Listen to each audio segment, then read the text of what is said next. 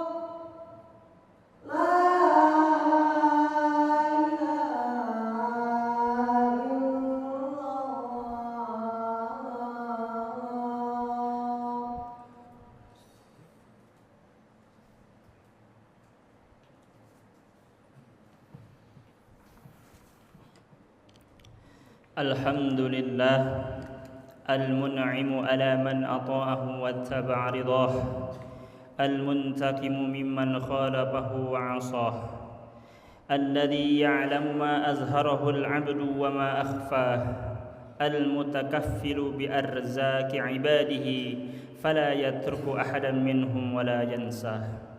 Ahmaduhu subhanahu wa ta'ala ala ma a'tah. Asyhadu an la ilaha illallah wahdahu la syarikalah syahadata abdin lam yakhsha illallah wa asyhadu anna sayyidana Muhammadan abduhu wa rasuluhu alladhi ikhtarahu Allah wastafah. Allahumma salli wa sallim ala sayyidina Muhammad wa ala alihi wa sahbihi wa mawalah. Ayyuhan nas ittaqullah wa tafakkaru fi ni'ami rabbikum washkuruh wadhkuru ala Allahi wa tahaddatsu bi fadlihi wa la takfuru. Qala Allah ta'ala fil Qur'anil 'azim wa huwa asdaqul qailin. A'udzu billahi minasy syaithanir rajim. Bismillahirrahmanirrahim. Inna a'tainakal kautsar fasalli li rabbika wanhar inna syani'aka huwal abtar. Sadaqallahul azim wa sadaqa rasuluhul habibul karim wa nahnu ala dzalika minasyahidin wasyakirin walhamdulillahi rabbil alamin wa ba'd. Hadirin sidang Jumat rahimakumullah. Puji dan syukur marilah kita panjatkan kepada Allah Subhanahu wa taala, Zat yang maha mengatur dan memberi nikmat kepada kita semua, terutama nikmat panjang umur, nikmat sehat dan iman serta Islam, sehingga pada kesempatan ini kita bisa bersama-sama menunaikan salat Jumat berjamaah. Semoga setiap langkah kaki menuju tempat ini dan setiap amaliyah yang kita tunaikan pada kesempatan ini senantiasa mendapat ridha Allah Subhanahu wa taala. Salawat dan salam semoga terlimpah dan curahkan kepada baginda alam Nabi besar Muhammad sallallahu alaihi wasallam, Nabi pembawa rahmat ke seluruh alam, sekaligus Nabi pembawa cahaya ketauhidan di tengah gelapnya kesyirikan. Salat dan salam juga semoga tercurah kepada keluarganya, para sahabatnya, tabi'in dan tabi'innya, sehingga kepada kita selaku umatnya yang senantiasa berharap syafaatnya kelak di hari kiamah. Sidang Jumat yang dimuliakan Allah, pada kesempatan yang mulia ini marilah kita sama-sama meningkatkan ketakwaan kepada Allah Subhanahu wa taala. Takwa dalam arti imtithalul awamir wajtinabun nawahi, atau menunaikan perintah-perintah Allah dan menjauhi larangan-larangannya. Sebab tidak ada bekal yang paling baik menghadapi perjalanan hidup ini selain ketakwaan kepada Allah Subhanahu wa taala. Tidak ada hamba paling mulia di sisinya selain hamba yang bertakwa kepada Allah Subhanahu wa taala. Hadirin sidang Jumat rahimakumullah. Cikal bakal pensyariatan ibadah kurban berawal dari peristiwa Nabi Ibrahim yang hendak menyembelih putranya Ismail alaihissalam. Kala itu Nabi Ibrahim ikhlas menyanggupi perintah Allah sebagai bentuk kepasrahan dan kepatuhan total kepadanya. Perintah itu diterima langsung melalui mimpinya sebagaimana yang dilansir dalam Al-Qur'an. A'udzu billahi minasyaitonir rajim. Falamma balagha ma'ahu sa'ya qala ya bunayya inni ara fil manami anni adhbahuka fanzur madza tara qala ya abati if'al ma tu'mar satajiduni insyaallahu minas sabirin, yang artinya ketika anak itu sampai pada umur ia sanggup bekerja bersamanya, ia Ibrahim berkata, "Wahai anakku, sesungguhnya aku bermimpi bahwa aku menyembelihmu. Pikirkanlah apa pendapatmu." Dia Ismail menjawab, "Wahai ayahku, lakukanlah apa yang diperintahkan Allah kepadamu. Insyaallah engkau akan mendapatiku termasuk orang-orang yang sabar." Quran surat As-Saffat ayat 102. Mendapat informasi demikian dari ayahnya, Nabi Ismail pun tak gentar sedikit pun. Ia justru meminta sang ayah untuk menyanggupinya. Hal itu jelas terlihat dalam bunyi ayat di atas. "Wahai ayahku, kerjakanlah apa yang diperintahkan kepadamu. Insyaallah engkau akan mendapatiku termasuk orang-orang yang sabar." Mendapat kesanggupan itu, Nabi Ibrahim bergegas menajamkan pisau dan membaringkan putranya Ismail untuk disembelih.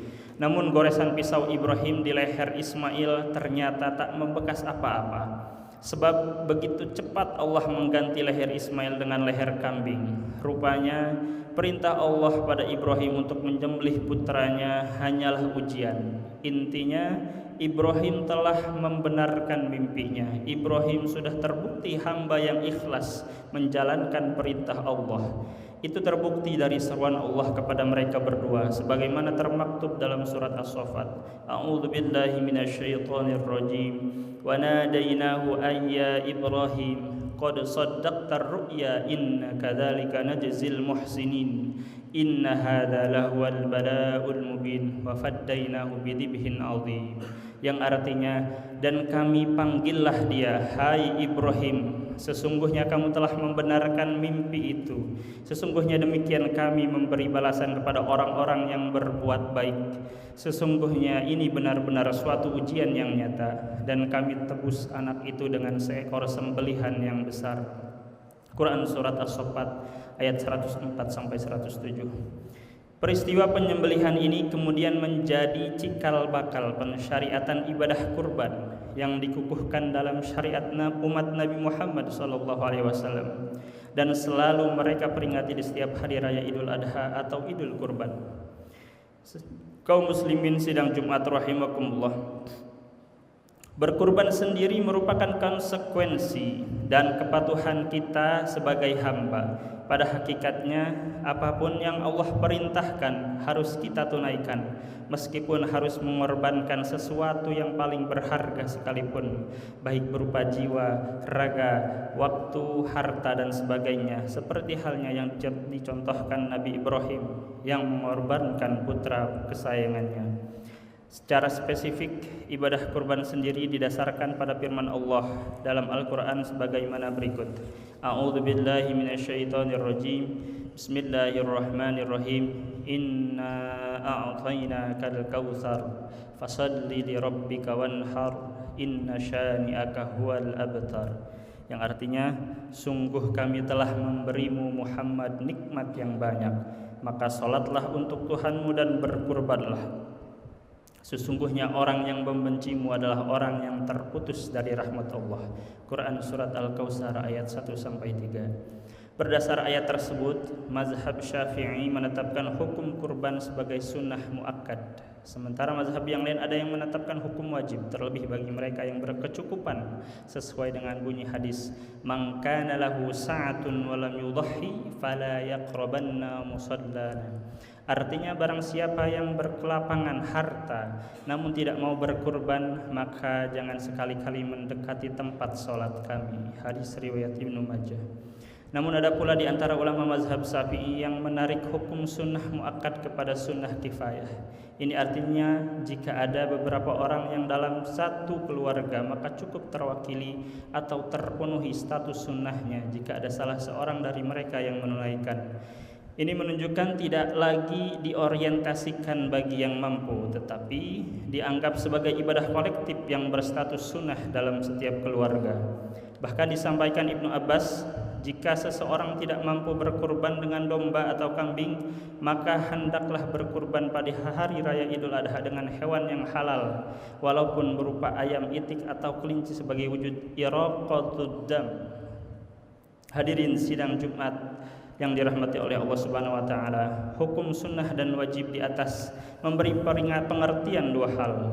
Pertama, ibadah kurban merupakan ibadah penting. Bahkan dalam hadis dijelaskan bahwa amalan yang paling bagus dilakukan pada saat hari raya Idul Adha adalah iraqatud dam atau menyembelih hewan kurban.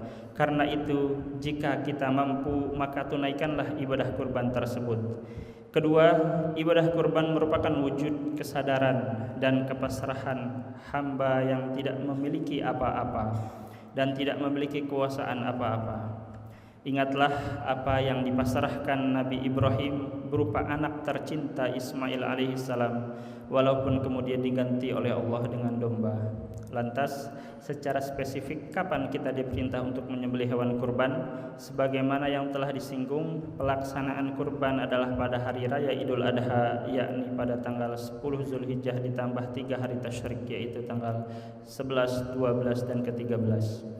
Adapun ketentuan pembagian daging hewan kurban, para ulama fikih telah memberi ketetapan. Jika kurbannya berupa nazar, maka orang yang berkurban tidak boleh memakannya sedikit pun, termasuk keluarga yang wajib dinafkahinya. Sementara untuk kurban sunnah, si pengurban masih boleh memakan sesuap atau 2 suap bagian hatinya demi mencari keberkahan, bahkan mengambil hingga sepertiganya. Hal itu dilakukan demi ittiba'ur Rasul atau mengikuti sunnah Rasulullah SAW, sekaligus tafa'ul atas para penduduk surga, sebab hidangan pertama yang diberikan kepada mereka adalah hati. Meski status kurbannya sunnah dan si pengurban boleh mengambil hingga sepertiganya, tetapi menyedekahkan dan menghadiahkan seluruhnya tentu lebih baik. Tujuannya supaya lebih menunjukkan rasa ikhlas dan pengorbanan total dalam berkurban. Namun, yang diniatkan dalam berkurban adalah membersihkan sifat-sifat kehewanan yang ada dalam diri, menjauhkan sifat kikir, meraih kesucian jiwa, serta memperindah,nya dengan sifat-sifat terpuji. Lagi pula yang sampai pada Allah dalam berkurban bukan dagingnya, melainkan ketakwaannya, sebagaimana firman-Nya, A'udzu billahi minasyaitonir rajim. La yanalallaha luhumuha wala dima'uha walakin yanaluhu taqwa minkum kadzalika sakhkharaha lakum litukabbirullaha ala ma hadakum wa basyiril muhsinin.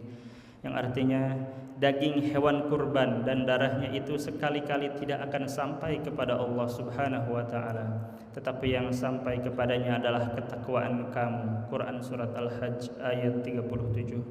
Hadirin sidang Jumat yang dirahmati Allah, semoga kita termasuk orang-orang yang pasrah dan berserah terhadap perintah Allah Subhanahu wa taala. Apapun yang Allah perintahkan, termasuk perintah berkurban dengan harta kita mampu menunaikannya. Mari bersiap menyambut perintah kurban pada waktunya. Sesungguhnya dengan berkurban kita tidak akan pernah rugi. Dengan kurban kita terlepas dari sifat kikir dan jauh dari sifat-sifat kehewanan. Sesungguhnya Allah pasti sudah menyiapkan balasan dan keberkahan bagi siapapun yang menjalankan perintahnya. Semoga kita termasuk di dalamnya. Amin amin ya rabbal alamin. Barakallahu li wa lakum bil Qur'anil azim wa nafa'ani wa iyyakum bima fihi minal ayati wadh-dhikril hakim wa taqabbalallahu minni wa minkum tilawatahu innahu huwas samiul alim.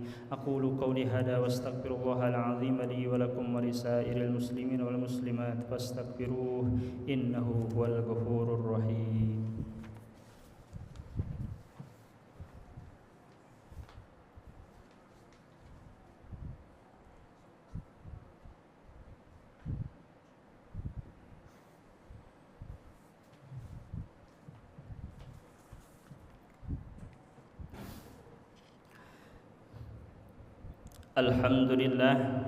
Alhamdulillahilladzi amarna bil ittihadi wal i'tisami bihablillahil matin.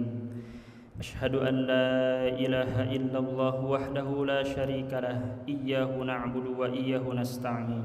Wa asyhadu anna Muhammadan abduhu wa rasuluh al-mab'utsu rahmatan lil alamin.